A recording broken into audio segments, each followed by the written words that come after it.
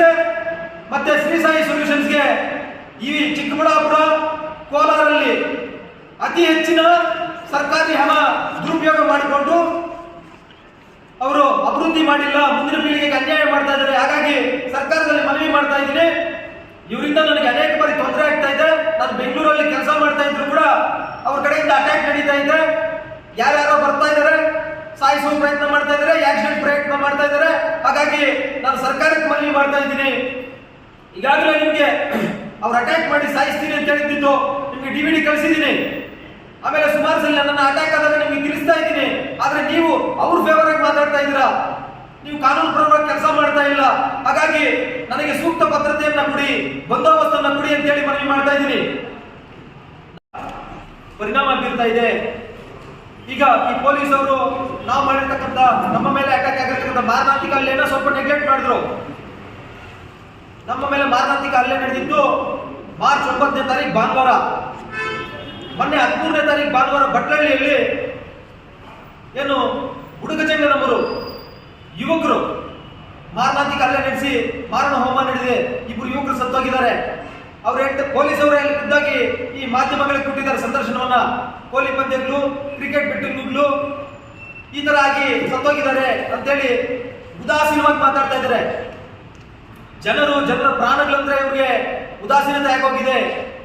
ಏನು ಮಾರಣಾಂತಿಕ ಹಲ್ಲೆ ನಡೆದ್ರು ಕೂಡ ನಾವು ಮನವಿಯನ್ನ ಮಾಡಿ ದೂರನ್ನ ಕೊಟ್ಟರು ಕೂಡ ಇವರು FIR ಮಾಡ್ಕೊಂತೀರಾ, ನೀವು ಕೋರ್ಟಲ್ಲಿ ಕೇಸ್ ಹಾಕೊಳ್ಳಿ, PCR ಮಾಡ್ಕೊಳ್ಳಿ ಅಂತ ಹೇಳಿ ಉದಾಸೀನತೆಯನ್ನ ನಮಗೆ ಮಾತಾಡಿದ್ದಾರೆ ಪೊಲೀಸ್ ಅವರು. ಇದು ಅತ್ಯಂತ ತಪ್ಪು, ಇದನ್ನ ಖಂಡಿಸಬೇಕು ಅಂತ ಹೇಳ್ತಾ ಇದೀವಿ.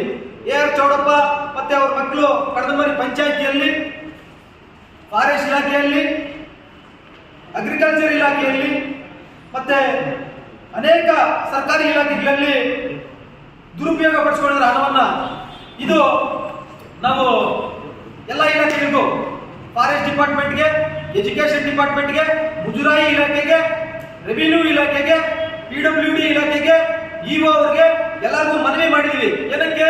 ಸೋಷಿಯಲ್ ಜಸ್ಟಿಸ್ ಮನವಿ ಮಾಡಿದೀವಿ.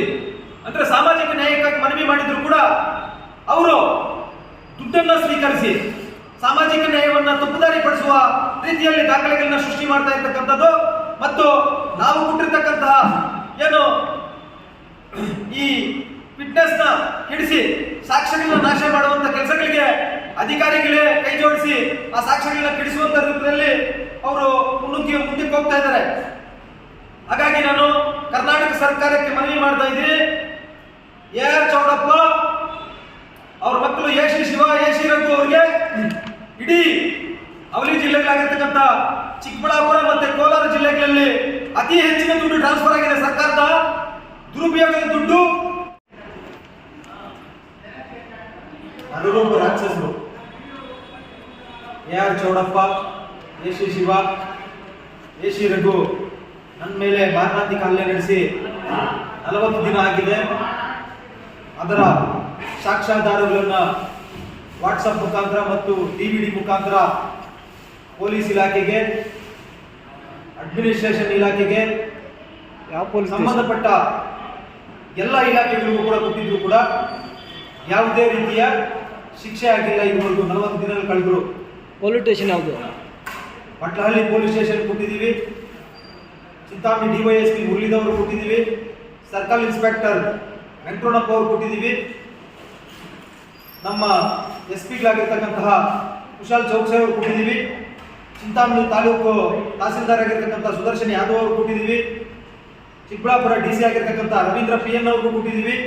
ಅದೇ ರೀತಿಯಾಗಿ ಅಲೋಕ್ ಮೋಹನ್ ಅವರು IG ಗಳಾಗಿರ್ತಕ್ಕಂಥ ಅವ್ರಿಗೂ ಕೊಟ್ಟಿದ್ದೀವಿ.